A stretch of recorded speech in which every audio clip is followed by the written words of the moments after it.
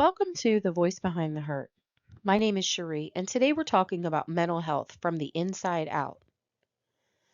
Too often, when people hear the words mental health, their thoughts shift without them even realizing it. Some people shut down, some go into sympathy mode, some move into empathy, then others go into disbelief. They don't acknowledge that mental health conditions are real. Here's the thing, just because you can't always see it doesn't mean it isn't there. Mental health conditions may show up in physical ways sometimes, but overall they're invisible. And that can make it hard, both for the person living it and for the people around them. Today, I want to focus on something we don't always talk about, the perspective of the person with the diagnosis. Not just the impact on loved ones, friends, or coworkers, but what it means to live with it every single day. I'm speaking about this topic from experience. I live with generalized anxiety disorder, or GAD. I was diagnosed at 18 years old, though when I look back, I realize I've been struggling with that long before. I think back to when I was a child, and as a child, I wasn't good in emergencies. If something scary happened, I wasn't the calm, steady one people could depend on. I was the one who panicked, who cried, who broke down. People labeled me as dramatic, as emotional and over the top. And even though I laughed it off sometimes, inside, it really crushed me. Part of that was my anxiety. What people didn't see is how much I overthought everything. A single look, a single comment, those would replay in my head for days, for weeks, and sometimes even years. I would dissect it. I would twist it around, ask myself 1,000 questions. What did they mean? Did I say the wrong thing? Do they hate me now? Am I too much? Am I not enough? It was like my brain would never shut off. Overthinking was exhausting. It was like running a marathon in my mind every single day. And as I grew older, I realized it wasn't just hurting me, it was hurting my relationships too. One of the first big lessons I had to learn was this: once you get a diagnosis, you have two choices. You can deny it. That's not me. I don't have that. You're not going to label me. Or you can accept it and start to learn how to manage it. Acceptance is hard, but denial is harder because you can't get help if you don't believe you need help. When I finally accepted my diagnosis, I realized it was my responsibility to try to understand it. That meant reading about it and researching symptoms and causes and learning about treatment options and then figuring out which coping techniques worked for me. No doctor, no therapist, no friend, no family member could do that for me. It had to come from me.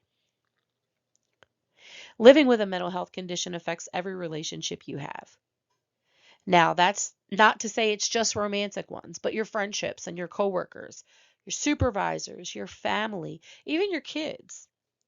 For me, GAD caused strain I didn't always recognize at the time.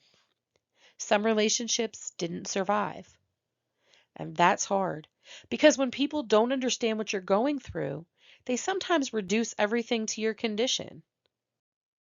I can't tell you how many times I've been asked, "Did you take your medication today?"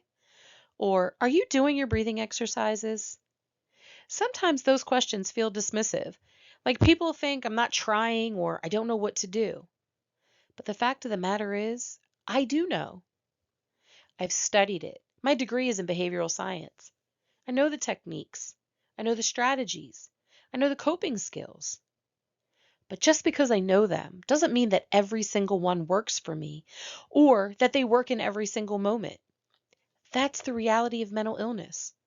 It's not a one size fits all situation. I remember a moment when things shifted for me regarding my anxiety and my overthinking. I was working two jobs. I was 18 years old. I was trying to be quote unquote an adult. I worked at a bank as a full time job, and nights and weekends I worked at a dollar store. So one night I was at my part time job and I was ringing customers up, and a former high school classmate walked through my line. I didn't realize that it was him because we were so busy, I barely glanced up. As I'm ringing him up, I hear someone say, "You went to a Votech high school and now you're working at a dollar store?" I looked up, and my eyes locked with his, and he shook his head and just looked so disgusted. And that one comment stuck with me for years. It really cut me deep. And not because I was ashamed of my job, because I wasn't, but because it reminded me how quickly people judge without knowing what someone is dealing with. Now, that moment hurt, but it did become part of my story. It was a reminder for me that my worth is not defined by someone else's opinion or by what they think I should be doing. And here's the twist. I saw that classmate later in life. And when I saw him, he acted so dumb, being dramatic and rushing to hide from me, acting like I was a problem. But I remembered those judging words and that condescending attitude, it didn't come from me. And honestly, I would love to forget them. But those kinds of comments stay with you. Living with a mental illness or mental health condition doesn't mean giving up a fulfilling life, but it does mean fighting through moments that feel unbearable. For me, one of the hardest parts of GAD was overthinking. I didn't just think, I spiraled. And I still do it to a smaller scale today. For example, if someone didn't text me back right away, my brain didn't simply say, "They're probably busy." My brain said, "They're mad at me. I did something wrong. I must have upset them. They don't want me in their life anymore." Before I knew it, I had built an entire story in my head, and I was grieving a friendship or relationship, and it wasn't even over. Overthinking has destroyed relationships in my life. I've pushed people away because I was convinced they didn't want me around. I've overwhelmed loved ones by needing constant reassurance. "Do you still care about me? Did I upset you? Are we okay?" And even though I knew I was wearing them down, I couldn't stop the questions from spilling out. It was like watching myself suffocate the people I loved with my own fear. And then came the guilt of being too much, the guilt of knowing I was overwhelming others but still not being able to silence my thoughts. It's a cycle: overthinking, reassurance seeking, guilt, shame, and it can feel endless. That's why self talk became such an important coping tool for me. When my brain races, when I feel the spiral coming, I talk myself through it. "This is anxiety. This is not real. I don't need to chase this thought." Sometimes it works, sometimes it doesn't. But every time I try, I remind myself that healing is a process, not perfection.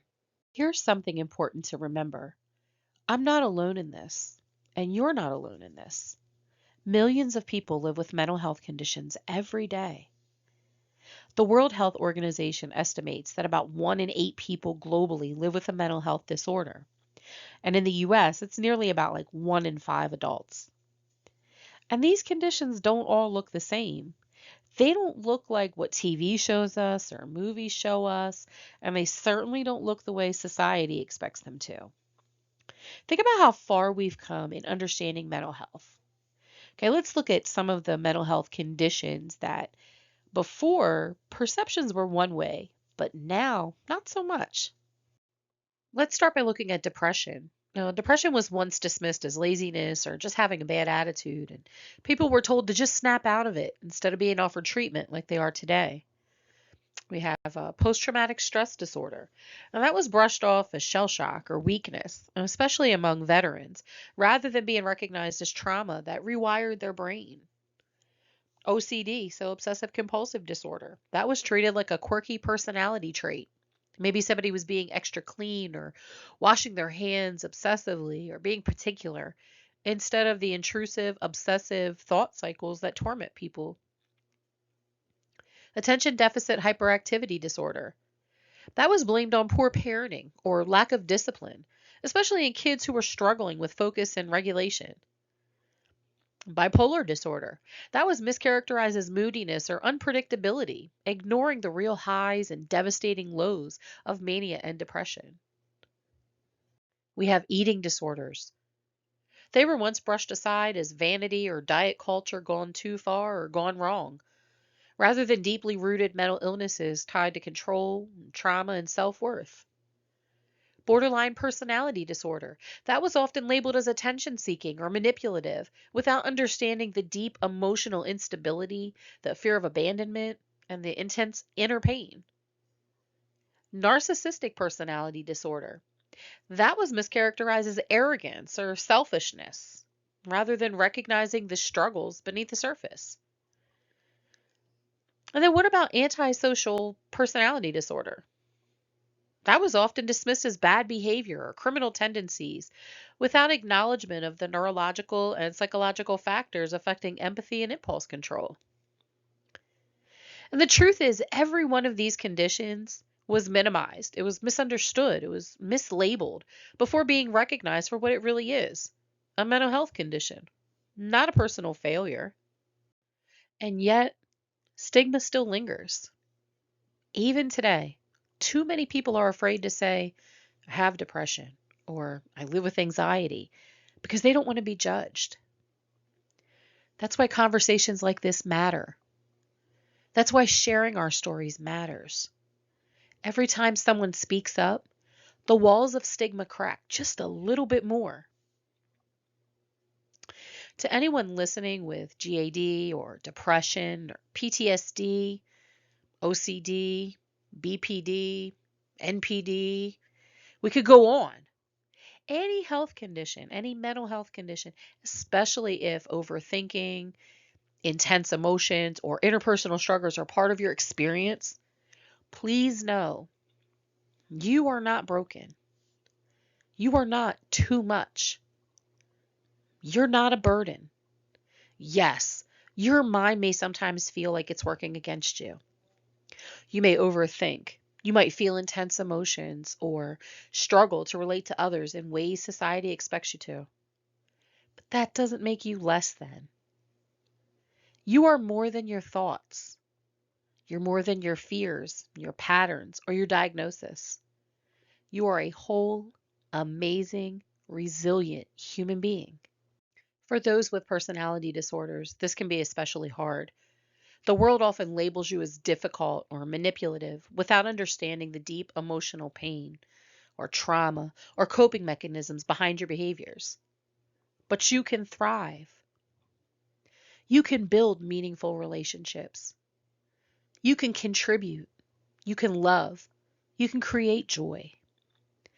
Your diagnosis is a part of your life, not a definition of your worth. You are strong because you wake up every day and carry something most people can't see. You're brave because you fight battles in silence. You're worthy of love, understanding, peace, and joy, no matter what your diagnosis says. Remember, living with a mental health condition does not make you less human. It makes you courageous, self-aware, capable of growth. You are capable of thriving, not just surviving. You are capable of living a life full of purpose, connection, and authenticity. If you love someone with a mental health condition, here's my advice. Learn about it. Don't just listen to their words. Research their diagnosis. Understand their symptoms, their causes, the treatments. Knowledge makes you a stronger support system. Be patient. Mental illness doesn't run on a schedule. Some days are better than others, and sometimes the person you love may not even know why they're struggling. Avoid minimizing their pain. Phrases like just calm down, just stop worrying so much might feel harmless, but they can cut deep. Instead, try asking, how can I help you right now? Remind them of their worth. See them as a whole person, not just their condition. Affirm their strengths, their accomplishments, their humanity. Supporting someone with a mental health condition is not always easy. It requires compassion, patience, and education. But your support can make a world of difference. Sometimes the smallest gestures of understanding can be the most powerful. This has been The Voice Behind the Hurt. Thank you for listening. And remember, mental illness does not erase your worth, does not erase your potential or your ability to thrive. Sometimes the strongest thing we can do is tell the truth about our struggles and keep moving forward. You're not alone. You are seen. You are heard. And you are capable of an amazing life. One step, one breath, one day at a time. Thank you for listening and take care of yourself and those you love.